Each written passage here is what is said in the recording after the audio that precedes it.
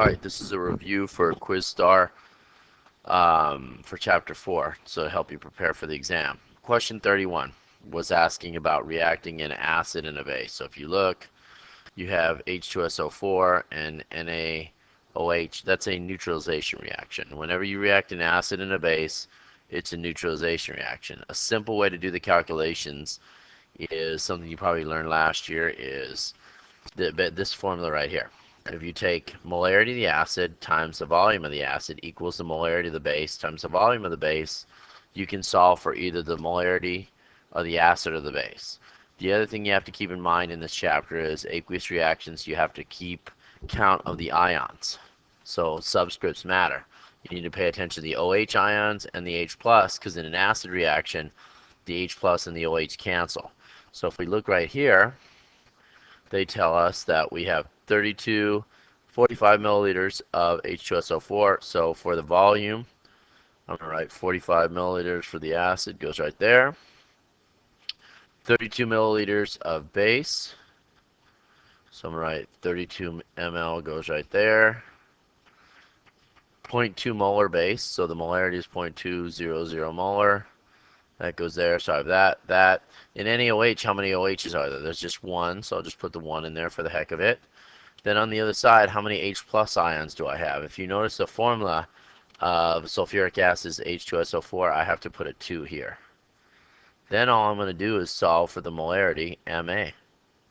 Do that algebraically, plug everything in, the correct answer is A.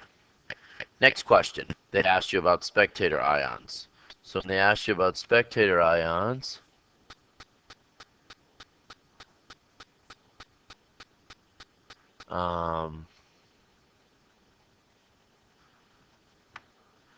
alright, so second question they ask is about spectator ions. Spectator ions are ions that don't participate in a net ionic equation. So they're ions on both sides. So if you go to do a spectator ion check, basically what you do is you take everything that's aqueous, gets broken into ions. If it's a solid or a gas, you can't break it into ions. So H2S has to stay the same. If it's aqueous, that means we can split into ions. So KHS breaks up into K plus, HS minus, HCl, H plus Cl. KCl breaks up into K plus, Cl minus. A spectator ion is going to cancel on both sides. Always going to be an ion. So if you look, K plus is an ion on both sides, Cl minus is an ion on both sides. So then the net ionic equation is going to be that on the left, that on the right, and the spectator ions are going to be K plus and Cl minus. So the definition of a spectator ion means it's an ion on both sides. 40. Question 40 was half reaction balancing. So they ask you, they want you to do it in basic media. Remember when we go to do this, all we're going to do is balance it using our acidic style, and in the end just convert it over. So I'm going to start here. I'm going to say C5O5 2 minus, and I have CO3 2 minus on the other side. Okay, so what I'm going to do, first thing I have to do is balance other elements. First thing, just like we did when we did redox balancing, is I'm going to balance the other elements. So if I go here, I have 5 carbons on this side, I put 5 carbons on that side. That's step 1. Second step is I have to balance oxygen. I have 15 oxygens on the right hand side because 5 times 3. So then that means I have to put 15 waters. Or no, I already have 5 oxygens there, so I have to put 10 waters on the left hand side. So 10 H2O on the right hand side. Next step is I have to balance H's.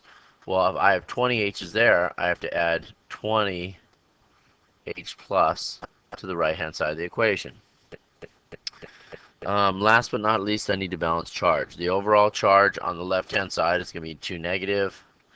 The overall charge on the right hand side is going to be positive 10. Because 5 times the negative 2 here, 20 times the H plus, positive 10. So to bring them even, I have to add 12 electrons to the right hand side. That's my balanced half reaction acidic style. Remember, when we go to change to basic balancing, all you do is you find the coefficient of H plus, in this case 20 H plus right there. And what I'm going to do is add 20 OH minus to each side. So all you're going to do is you're going to add 20 OH minus here, 20 OH minus to this side, and 20 OH minus to that side. This is going to make water. You're going to end up with 20 waters on the right, and you're going to end up with 20 OHs on the left, and that's D. 20 OH ions on the left-hand side. The last thing is you can simplify the water. Since I have 10 waters here, and 20 OHs and H pluses will make 20 waters on this side, I cancel this out, and I would end up with 10 waters on that side for the final equation. But they're asking you hydroxide ions. Balance it using acidic balancing, and in the end, just convert it over. Next question. They're asking you reducing agent. Remember, reducing agent is the opposite of whoever's oxidized. So if you think agent, think double agent. So when you see the word reducing, it means change this to the opposite term. So reducing agent means who's oxidized? Who's going to be oxidized in this reaction? Well, a classic reducer is Cr2O7 2 minus to Cr3 plus. That's one of the most classic reducers in chemistry. If you do the calculation, we've done it a few times. So we're looking for an oxidation. It can't be H plus and water. So really you're looking here, and you just have to verify this. So when you go through and do the oxidation numbers, you know that H is plus 1. And then you go to figure this out. Carbon is going to have to be negative 2.5 using our oxidation number method. So carbon's negative 2.5 on this side. When you go to the other side, oxygen's always going to be 2 minus, that's going to be negative 8 right there. Hydrogen's going to be plus 1, so that's going to be positive 6. So then in the end, carbon becomes positive 1/2 because there's 4 of them to get the whole compound to equal 0. So this goes from a negative 2.5 oxidation number to a positive 1/2. And remember, an oxidation is any time the number increases. Oxidation number increases. So when you go from negative 2.5 to positive 1/2, that is an oxidation. Also, a reducing agent is the reactant, whatever reactant it is. So when they ask you for a reducing agent, they're saying who is the reactant that is oxidized. And in this case, it is C4H10. 44. When you balance this one, the oxidizing agent, who is the oxidizing agent? That's what they're asking for. Similar to the other problem that we did. Remember, it's the opposite. So if you're asking for oxidizing agent, you're asking who's being reduced. And when we talk about it, we're talking about it from the reactant side, from the standpoint. Well, I just told you in the previous slide, Cr2O7, this thing isn't working, Cr2O7 2 minus to Cr3 plus is a classic reducer. It's a classic reduction reaction. So this is a reduction. Why? Because this is 3 plus on this side. This is always going to be 6 plus. You'll see this a lot. In fact, you probably saw this a lot in the balancing. When you see Cr2O7 2 minus to Cr3 plus, it's a classic reduction. When you're looking for the oxidizing agent, that is really the opposite. It's really who they're asking what reactants reduced. So the correct answer for 44 is going to be B. Next one. Acidic balancing. So they're asking you acidic balancing, sum of all the coefficients. So when you go to acidic balancing, first you split it into the two half reactions. So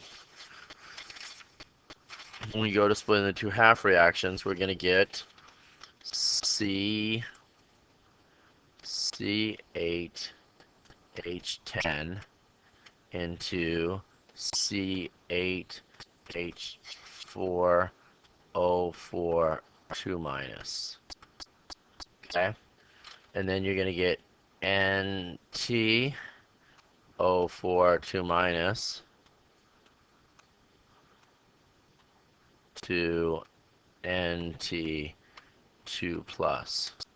Okay, so when we go to do this, we have to balance the sucker, so we're going to go out and balance it. So the first thing is we're going to start at the top. Carbons, I have 8 carbons, 8 carbons, carbons are balanced. Oxygens, I have 4 oxygens on this side, therefore I need to add 4 waters to this side. So I add 4 H2O. So 4 waters are added there. So then the next thing I have to balance is oxygen. Oxygen is balanced on both sides, so I'm good. No, I just balance oxygen. So 4 oxygens there, 4 oxygens there. Next thing I have to do is balance hydrogen. Well, I have 10 hydrogens here and 8 there, so I have a total of 18. I have 4 on this side. So I have to add 14 H pluses. So 14 H pluses is added onto the right hand side. Finally, I have to balance electrons. When I go to balance electrons or charge, this side is equal to 0, this side is equal to positive 12. Okay? So what I have to do is add 12 electrons onto this side. So I had 12 electrons right there. Not the easiest thing to write on this, but you get the idea. So then that's my balance half reaction. Then I go to the NT one. When I drop down to the NT one, if you look, I have 4 oxygens here, so I had 4 waters on this side. So I had 4 waters right there. This isn't working real well. Let's try this.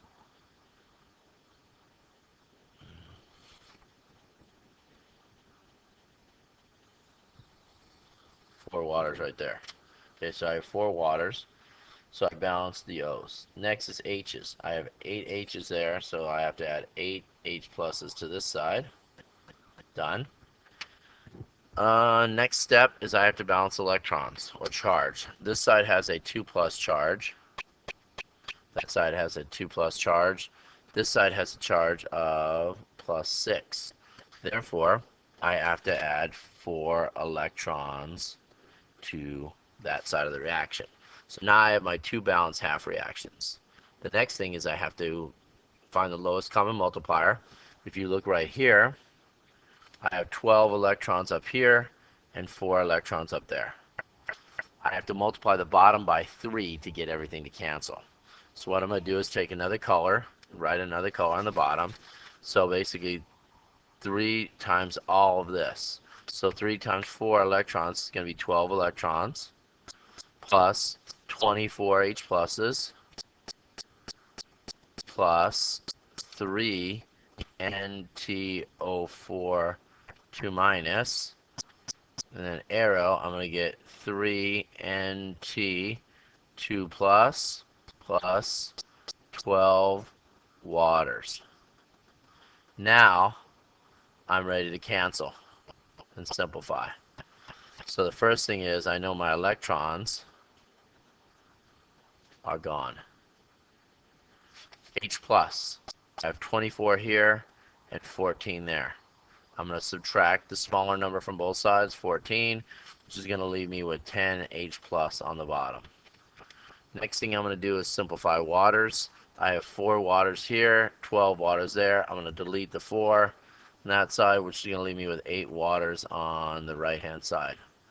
Everything else is just going to drop down. So the C8H10 is going to go there. The 3 NTO4 goes there. So the coefficient is 1, 10, 3. On the other side, the 3 NT are going to go here. And the 1 C8H4O4 on the other side. So 1, 3, and 8.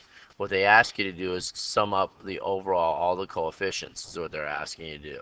So when you sum up everything together, all the coefficients in the balance equation, the 1, the 10 for the H plus, the 3 for the NTO4 2 minus, the 8 waters that you simplified, the 3 NT 2 plus, and then finally the 1 C8H4O4 2 minus, you get a total of 26 coefficients.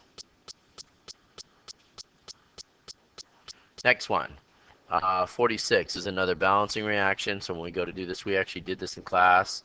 You take Fe2 plus to Fe3 plus. If you go to balance it, all you have to do is add a single electron there. C2O7 2 minus to Cr3 plus. Don't forget first balance elements. You have to put a 2 there, otherwise it's going to make you crazy. 7 oxygens, so I add 7 waters on this side. 7 waters on that side. I'm going to add 14 H pluses on this side. When I go to balance charge, Charge on this side is 12. Charge on this side is 6. I add 6 electrons to this side right here. My electrons don't cancel, so I need to multiply the top by 6. 6, 6, 6.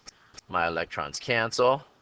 Then I sum everything else down. Nothing else is able to be simplified. So what am I going to have? I'm going to have 14 plus 6 plus 1 plus 6 plus 2 plus 7. When you add all that together, the overall balanced reaction, the sum of all the coefficients, is going to be 36. Which one represents a net ionic reaction that takes place when HCl3 reacts with KOH? We consider KOH to be a strong base. So this is considered to be a strong base. We consider, this book considers it different, but we consider this to be a weak acid because it's not one of the 6 strong. Formula for a weak acid, you show the weak acid in solution together, plus how do we show a strong base? As OH minus always. Arrow, what you're going to get is an H is going to move over. So you're going to get water and plus ClO3 minus every time when you have a weak acid and a strong base reaction, which I know it was keyed wrong. I think it was keyed as B, but really our book treats it different, and so does the AP exam. It's C. Okay. Next one, the most missed. 15. This question was written, should have been, which of the following compounds is soluble in water? I noted it on the question. It's a mistake, whoever wrote it. Remember, nitrates are always soluble if you know your solubility rules. Every other one of these, chromates, are always insoluble. Hydroxides, carbonates, these are, unless you put a group 1 metal with them, there's not. Notice the gangsters right there. And then that's one of the exceptions for chloride, one of the 3 exceptions. Next one. This example of what type of reaction? Well, if you look, you have to first, they're asking you, neutralization reaction is one of the choices. A neutralization reaction involves an acid and a base. This is an acid, but this is not a base. So that means I can cancel B and C. Redox reaction, if you go and assign oxidation numbers, one doesn't go up and one doesn't go down. So therefore it can't be a redox reaction. But also, if you look on the right hand side, anytime you see a solid on the right hand side coming from 2 aqueuses, reactants, it is a precipitate reaction, is what it is. D is the correct answer. Next one, which of the following choices represents a net reaction when HNO3 is added to MgOH2 as a solid? Remember, we always show a strong acid as H+, always, which means that eliminates E as an answer choice, C as an answer choice, and B as an answer choice based on what I talked about in class. So then, your choices are narrowed down to either B or D. Well, when something is shown as a solid, net ionically, you can't break it up into ions, so we write Mg parentheses OH parentheses 2 as a solid. You have to keep it together. So in this case, you can't show it as OH, which eliminates B as an answer. Then what happens is the H and the OH will always react to produce water. And then who's left over is going to be just magnesium. You show magnesium as an ion, Mg2+. Using the rules I taught you for strong acids and strong bases, it should be easy to, through process of elimination, figure out what reaction that is. Next one, 3 ions per formula. So this is the kind of the Van Hoff factor, or counting ions that we did before. Sodium nitrate is going to be NaNO3. That's going to break into 2 ions. Nickel sulfate is going to be NiSO4. That is going to break into 2 ions. Calcium gluchlorate is going to be Ca parentheses ClO4 parentheses 2. You get 2 ions from this one, 1 ion from that one. That is the correct answer, is C. Aluminum sulfate, if you go and do it, you're counting subscripts. If it's a polyatomic ion, you count the subscripts. If it's an individual atom, then you just count the number, the subscript as well, and figure out the total number of ions. Which group is considered, all members are considered insoluble? Easy way whenever you get one of these questions is know the always ones. Look for the always. Right there, I see Na is always soluble, so it can't be that. I see Na right there, and NH4. I see Na right there, and I see nitrate right there. Notice they involve a lot of the gangsters are going to be insoluble, but if you use NO3, NH4, or any group 1 metal, those are always soluble. Just using the always rules, I'm able to eliminate answer choices A, B, C, and E. Therefore, the correct answer, or you can memorize, obviously have the solubility rules memorized and look at them, but an easy way is to eliminate answer choices.